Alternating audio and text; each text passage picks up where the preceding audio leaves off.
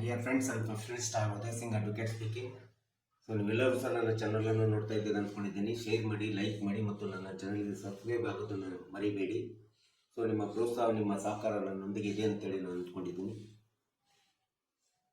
ಇವತ್ತು ನಾನು ಆಯ್ಕೆ ಮಾಡ್ಕೊಂಡಿರ್ತಕ್ಕಂಥ ಒಂದು ವಿಷಯ ಅಂತಂದರೆ SARFAESI act 2002, the scrutinization of recovery and reconstruction of the financial institutions from debt ಅಂತೇಳಿ ನಾವು ಹೇಳ್ತೀವಿ.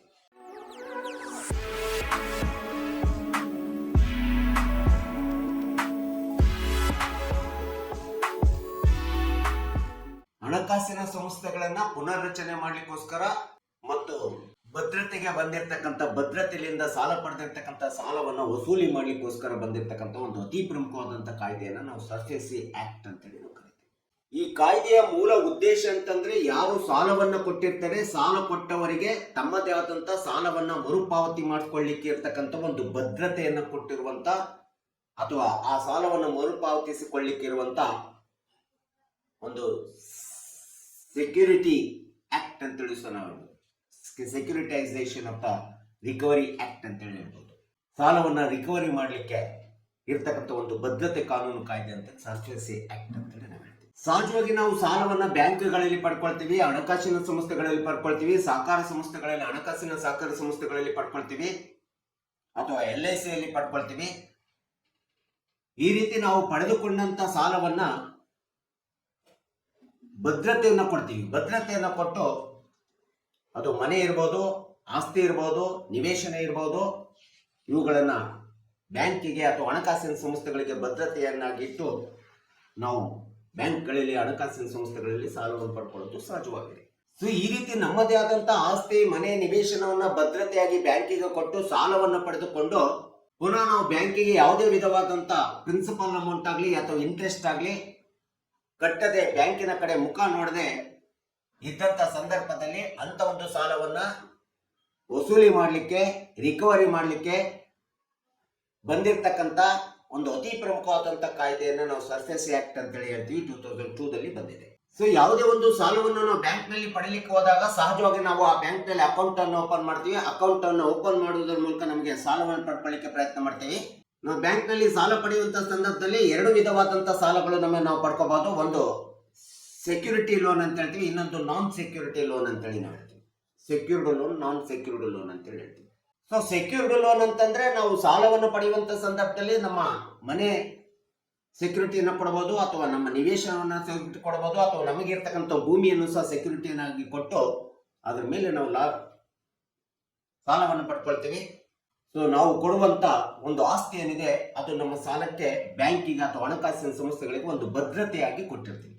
ಇನ್ನು ನಾನ್ ಸೆಕ್ಯೂರಿಟಿ ಲೋನ್ ಅಂತಂದ್ರೆ ಯಾವುದೇ ಭದ್ರತೆ ಇಲ್ಲದೆ ನಮ್ಮದೇ ಆದಂತ ಬ್ಯಾಂಕಿನ ಜೊತೆಗೆ ನಾವು ಅಕೌಂಟಿನ ಮೂಲಕ ನಾವು ಏನು ಟ್ರಾನ್ಸಾಕ್ಷನ್ ಇಟ್ಕೊಳ್ತಿರ್ತೀವಿ, ವ್ಯವಹಾರಿಕ ಚಟುವಟಿಕೆಗಳನ್ನು ಇಟ್ಕೊಳ್ತೀವಿ, ಆ ಒಂದು ಟ್ರಾನ್ಸಾಕ್ಷನ್ ಮೂಲಕ ನಾವು ಪಡೆದುಕೊಳ್ಳುವಂತ ಸಾಲವನ್ನ ಪರ್ಸನಲ್ ಲೋನ್ ಅಂತ ಹೇಳ್ತೀವಿ ಅಥವಾ ಜನರಲ್ ಲೋನ್ ಅಂತೇಳಿ ನಾವು ಸಹಜವಾಗಿ ಪರಿಗಣಿಸ್ತೀವಿ.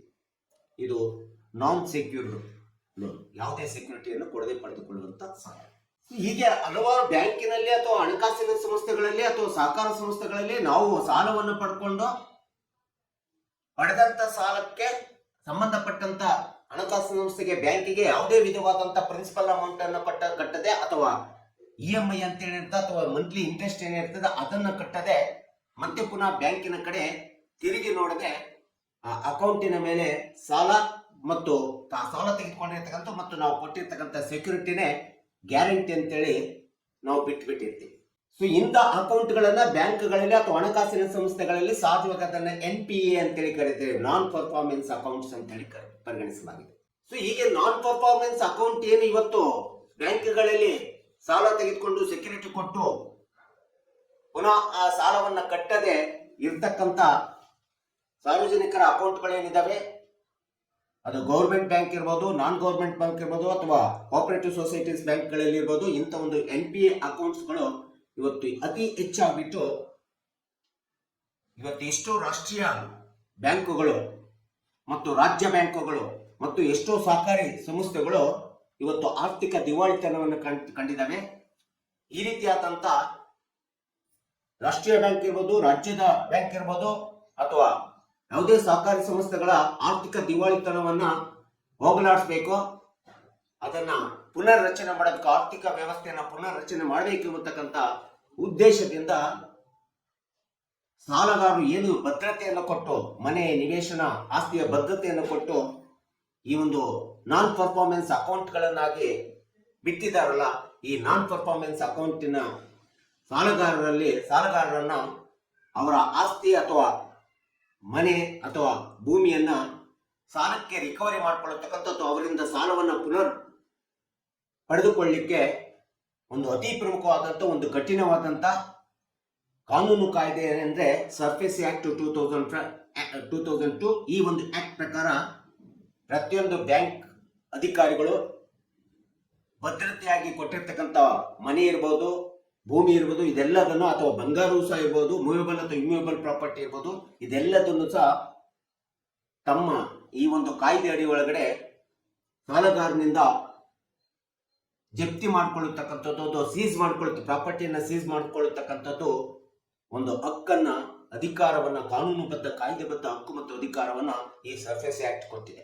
ಯಾವುದೇ ಒಬ್ಬ ವ್ಯಕ್ತಿ ಬ್ಯಾಂಕಿನಿಂದ ಅಥವಾ ಹಣಕಾಸು ಸಂಸ್ಥೆಗಳಿಂದ ಸಾಲ ಪಡೆದು ಡಿಫಾಲ್ಟರ್ ಅಂತ ಹೇಳಲಾಗ್ತಾರೆ, ಜೊತೆಗೆ ಡಿಫಾಲ್ಟರ್ ಆಗೋದ್ರ ಜೊತೆಗೆ ತಾನು ಕೊಟ್ಟಂತ ಸೆಕ್ಯೂರಿಟಿಯನ್ನ ರಕ್ಷಣೆ ಮಾಡಿಕೊಳ್ಳಿಕ್ಕೆ ಆಗದೇ ಇದ್ದಂತ ಸಂದರ್ಭದಲ್ಲಿ ಆ ಒಂದು ತಾನು ಕೊಟ್ಟಿರುವಂತ ಸಾಲಕ್ಕೆ ಕೊಟ್ಟಿರುವಂತ ಭದ್ರತೆಯ ಆಸ್ತಿಯನ್ನ ರಿಕವರಿ ಮಾಡಿಕೊಳ್ಳತಕ್ಕಂಥ ಒಂದು ಅಧಿಕಾರ ಪ್ರತಿಯೊಂದು ಬ್ಯಾಂಕ್ಗಳಿಗಿದೆ, ಪ್ರತಿಯೊಂದು ಹಣಕಾಸಿನ ಸಂಸ್ಥೆಗಳಿಗಿದೆ.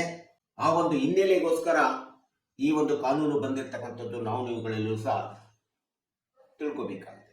ಆದರೆ ರಿಕವರಿ ಮಾಡಬೇಕಾದ್ರೂ ಸಹ ಬ್ಯಾಂಕ್ಗಳಿಗೆ ಮತ್ತು ಹಣಕಾಸಿನ ಸಂಸ್ಥೆಗಳಿಗೆ ಕೆಲವೊಂದು ನಿಯಮಗಳನ್ನ ಈ ಒಂದು ಕಾಯ್ದೆಯಲ್ಲಿ ಹೇಳ್ತದೆ. ಯಾವುದೇ ಸಾಲವನ್ನ ಮರುಪಾವತಿಸಿಕೊಳ್ಬೇಕಾದ್ರೆ ಅಥವಾ ರಿಕವರಿ ಮಾಡಬೇಕಾದ್ರೆ ಅಥವಾ ಭದ್ರತೆಯನ್ನ ತನ್ನ ಸುಬರ್ಥವನ್ನು ತೆಗೆದುಕೊಳ್ಬೇಕಾದ್ರೆ ತಮ್ಮ ಮಾಲೀಕತ್ವಕ್ಕೆ ತೆಗೆದುಕೊಳ್ಳುವಂತ ಸಂದರ್ಭದಲ್ಲಿ ಒಂದು ಗಮನದಲ್ಲಿ ಇಟ್ಕೋಬೇಕು, ಬ್ಯಾಂಕ್ನವರಾಗಲಿ ಹಣಕಾಸಿನ ಸಂಸ್ಥೆಗಳಾಗಲಿ ಇಂಥ ಒಂದು ಭದ್ರತೆಯ ತೆಗೆದುಕೊಂಡಿರ್ತಕ್ಕಂಥ ಸಾಲದ ಮೊತ್ತ ಅಟ್ಲೀಸ್ಟ್ 1 ಲಕ್ಷಕ್ಕಿಂತ ಕಡಿಮೆ ಇರಬಾರದು. ಸೊ 1 ಲಕ್ಷದೊಳಗಡೆ ಒಂದು ವೇಳೆ ಏನಾದ್ರೂ ಸಾಲಗಾರ ಅದರಲ್ಲಿ ಒಂದು 70% ಹಣವನ್ನು ತುಂಬಿದ್ದ ಅಂದ್ರೆ ನೀವು ಸರ್ಫೇಸ್ ಆಕ್ಟ್ ನ ಅಪ್ಲೈ ಮಾಡ್ಲಿಕ್ಕೆ ಬರೋದಿಲ್ಲ. ಇದು ಸ್ಪಷ್ಟವಾಗಿರ್ತಕ್ಕಂಥ ನಿಯಮ. ಸೊ ಈ ಒಂದು ಸರ್ಫೇಸ್ ಆಕ್ಟ್ ಕೆಳಗೆ ಬ್ಯಾಂಕ್ಗಳು ಅಥವಾ ಹಣಕಾಸಿನ ಸಂಸ್ಥೆಗಳು ಸಾಲಗಾರನಿಗೆ ಕೊಟ್ಟಂತ ಸೆಕ್ಯೂರಿಟಿ ಭದ್ರತೆಯ ಆಸ್ತಿಯನ್ನ ಜಪ್ತಿ ಮಾಡ್ಕೋಬೇಕಾದ್ರೆ ಅಥವಾ ಸಾಲವನ್ನ ರಿಕವರಿ ಮಾಡ್ಕೋಬೇಕಾದ್ರೆ ನಾನ್ ಪರ್ಫಾರ್ಮೆನ್ಸ್ ಅಕೌಂಟ್ ಮೂಲಕ ಸಾಲವನ್ನ ರಿಕವರಿ ಮಾಡ್ಕೋಬೇಕು ಅಥವಾ ಆಸ್ತಿ ತಮ್ಮ ಮಾಲೀಕತ್ವವಾಗಿ ಪಡ್ಕೋಬೇಕಾದ್ರೆ ಸಾಲಗಾರನಿಗೆ ಮುಂಚಿತವಾಗಿ ಈ ಒಂದು ನಿಯಮದ ಪ್ರಕಾರ, ಈ ಒಂದು ಕಾಯ್ದೆಯ ಪ್ರಕಾರ 30 ದಿನ ಅಥವಾ 60 ದಿನದವರೆಗೆ ಮುಂಚಿತವಾಗಿ ಮಾಹಿತಿಯನ್ನು ನೋಟಿಸ್ ಅನ್ನು ಕೊಡಬೇಕಾಗುತ್ತೆ. ನೋಟಿಸ್ ಕೊಡದೆ ಸಾಲ ರಿಕವರಿ ಮಾಡಲಿಕ್ಕೆ ಬರೋದಿಲ್ಲ. ಸೊ ಈ ರೀತಿಯಾದಂತ ಸಾಲ ರಿಕವರಿ ಮಾಡಲಿಕ್ಕೆ ಸಾಲ 1 ಲಕ್ಷ ಇರ್ಬೋದು ಅಥವಾ 1 ಲಕ್ಷದಿಂದ 1 ಕೋಟಿವರೆಗೆ ಇದ್ರೂ ಸಹ ಮಿನಿಮಮ್ 1 ಲ್ಯಾಕ್, ಮ್ಯಾಕ್ಸಿಮಮ್ 1 ಕ್ರೋರ್ ವರೆಗೆ ಬ್ಯಾಂಕುಗಳು, ಹಣಕಾಸಿನ ಸಂಸ್ಥೆಗಳು ಇಂಥ ಒಂದು NPA ಅಕೌಂಟಿನ ಭದ್ರತೆಗೆ ಕೊಟ್ಟಿರ್ತಕ್ಕಂಥ ಭದ್ರತೆಯಿಂದ ಪಡೆದಿರ್ತಕ್ಕಂಥ ಸಾಲವನ್ನು ರಿಕವರಿ ಮಾಡಲಿಕ್ಕೆ ಅವಕಾಶ ಇದೆ. ಸೊ ಈ ರೀತಿಯಾದಂತ ಒಂದು ಸಾಲವನ್ನು ರಿಕವರಿ ಮಾಡಬೇಕಾದ್ರೆ ಯಾವುದೇ ಬ್ಯಾಂಕ್ಗಳಾಗಲಿ ಹಣಕಾಸಿನ ಸಂಸ್ಥೆಗಳಾಗಲಿ ಸ್ಥಳೀಯವಾಗಿರ್ತಕ್ಕಂಥ ಮ್ಯಾಜಿಸ್ಟ್ರೇಟ್ ನ್ಯಾಯಾಲಯಗಳ ಮೂಲಕ ಅಥವಾ ಸಂಬಂಧಪಟ್ಟಂತ ಡೆಪ್ಟಿ ಕಮಿಷನರ್ಗಳ ಆದೇಶಗಳ ಮೂಲಕ ಈ ಒಂದು ಡೆಟ್ ಅನ್ನ ಅಥವಾ ಸಾಲವನ್ನ ರಿಕವರಿ ಮಾಡತಕ್ಕಂಥದ್ದನ್ನ ಈ ಒಂದು ಸರ್ಫೇಸ್ ಆಕ್ಟ್ ನಲ್ಲಿ ಹೇಳಿರ್ತಕ್ಕಂಥದ್ದು ನಾವು ನೋಡ್ತೀವಿ. ಸೊ ನ್ಯಾಯಾಲಯದ ಮೂಲಕ ಕೋರ್ಟ್ ನೀವು ಕೋರ್ಟ್ ಕಮಿಷನರ್ ಅಪಾಯಿಂಟ್ಮೆಂಟ್ ಮಾಡಿ ಇಂಥ ಒಂದು ಸಾಲವನ್ನು ಸಹ ರಿಕವರಿ ಮಾಡಲಿಕ್ಕೆ ಅವಕಾಶ ಇದೆ. ಒಂದು ವೇಳೆ ಯಾವುದೇ ವಿಧವಾದಂತ ಮುಂದಾಲೋಚನೆಯಿಂದ ಬ್ಯಾಂಕುಗಳು ಅಥವಾ ಹಣಕಾಸಿನ ಸಂಸ್ಥೆಗಳು ಯಾವುದೇ ಒಬ್ಬ ಸಾಲಗಾರನಿಗೆ ನಾನ್ ಪರ್ಫಾರ್ಮೆನ್ಸ್ ಅಕೌಂಟರ್ಗೆ ಅವನು ಕೊಟ್ಟಿರ್ತಕ್ಕಂಥ ಸೆಕ್ಯೂರಿಟಿಗೆ ಅವನಿಗೆ ಮಾಹಿತಿ ಕೊಡಲಾರ್ದಂಗೆ, ನೋಟಿಸ್ ಅನ್ನು ಇಶ್ಯೂ ಮಾಡಲಾರ್ದಂಗೆ, 30 ಅಥವಾ 60 ದಿನ ಮುಂಚಿತವಾಗಿ ನೋಟಿಸ್ ಅನ್ನು ಇಶ್ಯೂ ಮಾಡಲಾರ್ದಂಗೆ, ನಿಯಮಗಳನ್ನ ಸರ್ಫೇಸ್ ಆಕ್ಟ್ ನಲ್ಲಿ ಇರತಕ್ಕಂಥ ನಿಯಮಗಳನ್ನ ಪಾಲನೆ ಮಾಡಲಾರ್ದಂಗೆ ಸಾಲವನ್ನು ವಸೂಲಾತಿ ಮಾಡ್ಲಿಕ್ಕೆ ಹೋದಂತ ಸಂದರ್ಭದಲ್ಲಿ ಡೆಟ್ ರಿಕವರಿ ಟ್ರಿಬ್ಯುನಲ್ ಆಕ್ಟ್ ಅಂತ ಹೇಳಿದೆ. ಸಾಲಗಾರನಿಗೆ ತನ್ನನ್ನು ತಾನು ಸಂರಕ್ಷಣೆ ಮಾಡಲಿಕ್ಕೆ, ತನ್ನನ್ನು ತಾನು ಕಾಯ್ದೆ ಮೂಲಕ ತಾನು ಪಡೆದಿರ್ತಕ್ಕಂಥ ಸಾಲ ಮತ್ತು ಕೊಟ್ಟಂತ ಆಸ್ತಿಯ ಭದ್ರತೆಯನ್ನ ಸಂರಕ್ಷಣೆ ಮಾಡಿಕೊಳ್ಳಿಕ್ಕೆ ಡೆಟ್ ರಿಕವರಿ ಟ್ರಿಬ್ಯುನಲ್ ಅಂತೇಳಿ ಆಕ್ಟ್ ಇದೆ. ಡೆಟ್ ರಿಕವರಿ ಟ್ರಿಬ್ಯುನಲ್ ಆಕ್ಟ್ ಮೂಲಕ ಅವನು ತನ್ನ ಸಂರಕ್ಷಣೆಯನ್ನು ಪಡೆದುಕೊಳ್ಳುವಂತ ಅವಕಾಶವೂ ಸಹ ಪ್ರತಿಯೊಬ್ಬ ಸಾಲಗಾರರಿಗೆ ಇರ್ತಕ್ಕಂಥದ್ದನ್ನ ನಾವು ನೋಡ್ತಾ ಇದ್ದೀವಿ. ಸೊ ಆದ್ರೆ ಇಂಥ ಒಂದು ಸರ್ಫೇಸಿ ಆಕ್ಟ್ ಒಳಗಡೆ ಕೆಲವೊಂದು ಸಾಲಗಳನ್ನ ಈ ಆಕ್ಟ್ ನಲ್ಲಿ ಯಾವುದೇ ಬ್ಯಾಂಕ್ಗಳಲ್ಲಿ ಅಥವಾ ಹಣಕಾಸಿನ ಸಂಸ್ಥೆಗಳಾಗ್ಲಿ ರಿಕವರಿ ಮಾಡಲಿಕ್ಕೆ ಅವಕಾಶವಿಲ್ಲ. ಕೆಲವೊಂದು ಅಂಶಗಳು, ಕೆಲವೊಂದು ಸಾಲಗಳು, ಅಂತ ಸಾಲಗಳಲ್ಲಿ ಸಹಜವಾಗಿ ಕೃಷಿ ಸಾಲ ಇರಬಹುದು, ಅಥವಾ ಎಜುಕೇಶನ್ ಲೋನ್ ಇರಬಹುದು, ಅಥವಾ ನಮ್ಮ ಪರ್ಸನಲ್ ಲೋನ್ ಇರಬಹುದು, ಚೆಕ್ ಡಿಸಾನರ್ಸ್ ಇರಬಹುದು, ಅದಕ್ಕೆ ಸಪರೇಟ್ ಕಾನೂನು ಕಾಯ್ದೆ ಇದೆ. ನಮ್ಮ ಮಾರ್ಟ್ಗೇಜ್ ಮಾಡಿರ್ತಕ್ಕಂಥ ಪ್ರಾಪರ್ಟಿ ಸಾಲ ಇರಬಹುದು, ಮತ್ತು ನಾವು ಯಾವುದೇ ವಿಧವಾದಂತ ಡೆಬಿಟ್ ಅಂಡ್ ಕ್ರೆಡಿಟ್ ಕಾರ್ಡ್ ಮೂಲಕ ನಾವು ಪಡೆದುಕೊಂಡಿರ್ತಕ್ಕಂಥ ಮಾಡಿರ್ತಕ್ಕಂಥ ಸಾಲ ಇರಬಹುದು. ಈ ಎಲ್ಲ ಸಾಲಗಳ ಮೇಲೆ ಯಾವುದೇ ವಿಧವಾದಂತ ಬ್ಯಾಂಕ್ ಅಥವಾ ಹಣಕಾಸಿನ ಸಂಸ್ಥೆಗಳು ಸರ್ಫೇಸಿ ಆಕ್ಟ್ ಅನ್ನ ಅಪ್ಲೈ ಮಾಡಲಿಕ್ಕೆ ಬರೋದಿಲ್ಲ. ಸರ್ಫೇಸಿ ಆಕ್ಟ್ ಇರ್ತಕ್ಕಂಥದ್ದು only the bank and financial institutions, they have to recover the debt whichever they have taken the secured debt with the security debt. ಸೆಕ್ಯೂರಿಟಿಯನ್ನು ತೆಗೆದುಕೊಂಡು ಭದ್ರತೆಯನ್ನು ಪಡ್ಕೊಂಡು, ಆಸ್ತಿ ಮನೆ ನಿವೇಶನದ ಭದ್ರತೆಯನ್ನು ಪಡ್ಕೊಂಡು ಏನು ಸಾಲ ಕೊಟ್ಟಿರ್ತಾರೆ ಅದು NPA ಅಕೌಂಟ್ ಆಗಿದೆ, ನಾನ್ ಪರ್ಫಾರ್ಮೆನ್ಸ್ ಅಕೌಂಟ್ ಆಗಿದ್ದಾಗ ಇಂಥ ಒಂದು ಸರ್ಫೇಸ್ ಆಕ್ಟ್ ಅನ್ನ ಅಪ್ಲೈ ಮಾಡಿ ಬ್ಯಾಂಕುಗಳು, ಹಣಕಾಸಿನ ಸಂಸ್ಥೆಗಳು ಸಾಲವನ್ನು ರಿಕವರಿ ಮಾಡಲಿಕ್ಕೆ ಈ ಒಂದು ಆಕ್ಟ್ ತುಂಬಾ ಸಕ್ರಿಯವಾದಂತ ಪಾತ್ರ ನಿರ್ವಹಣೆ ಮಾಡ್ತದೆ. ಸಾಲಗಾರರು ಸಹ ತುಂಬಾ ಎಚ್ಚರಿಕೆಯಿಂದ ಇರಬೇಕು. ಸಾಲ ಪಡೆಯತಕ್ಕಂಥದ್ದಷ್ಟೇ ಅಲ್ಲ, ಸಾಲವನ್ನು ಮರು ತೀರಿಸುವಂತ ಒಂದು ಸಾಮರ್ಥ್ಯ, ಒಂದು ವಿವೇಚನೆ, ಆ ಒಂದು ದುಡಿದು ತಾವು ಪಡೆದಂತ ಹಣಕ್ಕೆ ದುಡಿಮೆಯ ರೂಪದಲ್ಲಿ ಅದನ್ನು ಸಾಲ ಪಡೆದಿರ್ತಕ್ಕಂಥದ್ದನ್ನು ತೀರಿಸುವಂತ ಸಾಮರ್ಥ್ಯ ಇರುವಂತದ್ದು ಇಟ್ಕೊಂಡು, ಆ ಒಂದು ವಿವೇಚನೆ ವಿಚಾರವನ್ನು ಇಟ್ಕೊಂಡು ಸಾಲವನ್ನು ಪಡ್ಕೋಬೇಕೆಂಬತಕ್ಕಂಥ ಹಿನ್ನೆಲೆಯನ್ನು ಇಟ್ಕೋಬೇಕು. ಮತ್ತು ಕಾನೂನು ಯಾವ ರೀತಿ ನೀವು ಪಡೆದಂತ ಸಾಲದ ಮೇಲೆ ಕ್ರಮ ಕೈಗೊಳ್ತದೆ ಮತ್ತು ನಿಮ್ಮನ್ನು ನೀವು ಕೂಡ ಹೇಗೆ ರಕ್ಷಣೆ ಮಾಡಿಕೊಳ್ಬೇಕಾಗುತ್ತೆ ಎಂಬತಕ್ಕಂಥದ್ದನ್ನು ತಿಳ್ಕೋಬೇಕು. ನಿಮ್ಮ ಸಾಮರ್ಥ್ಯಕ್ಕೆ ತಕ್ಕಂತೆ ನೀವು ಸಾಲವನ್ನು ಪಡೆದು ನಿಮ್ಮ ಬದುಕನ್ನ ನಿರ್ವಹಣೆ ಮಾಡಬೇಕೆಂಬತಕ್ಕಂಥ ಹಿನ್ನೆಲೆಯನ್ನು ಇಟ್ಕೊಂಡು ಈ ಒಂದು ವಿಡಿಯೋವನ್ನು ನಾನು ಮಾಡಿದ್ದೀನಿ. ದಯವಿಟ್ಟು ಈ ವಿಡಿಯೋ ಇಷ್ಟ ಆಗಿದ್ರೆ ನೀವೆಲ್ಲರೂ ಸಹ ಶೇರ್ ಮಾಡಿ, ಲೈಕ್ ಮಾಡಿ, ಕಮೆಂಟ್ ಮಾಡಿ ಮತ್ತು ನನ್ನ ವಿಡಿಯೋಗೆ ಸಬ್ಸ್ಕ್ರೈಬ್ ಆಗೋದನ್ನ ಮರಿಬೇಡಿ ಅಂತ ಹೇಳ್ತಾ ಇವತ್ತಿನ ವಿಷಯಕ್ಕೆ ವಿರಾಮವನ್ನು ಹೇಳ್ತೀನಿ. ನಾನು ಇನ್ನೊಂದು ವಿಷಯವನ್ನು ತೆಗೆದುಕೊಂಡು ನಿಮ್ಮ ಮುಂದೆ ಬರ್ತೀನಿ. ಜೈ ಹಿಂದ್, ಜೈ ಕರ್ನಾಟಕ.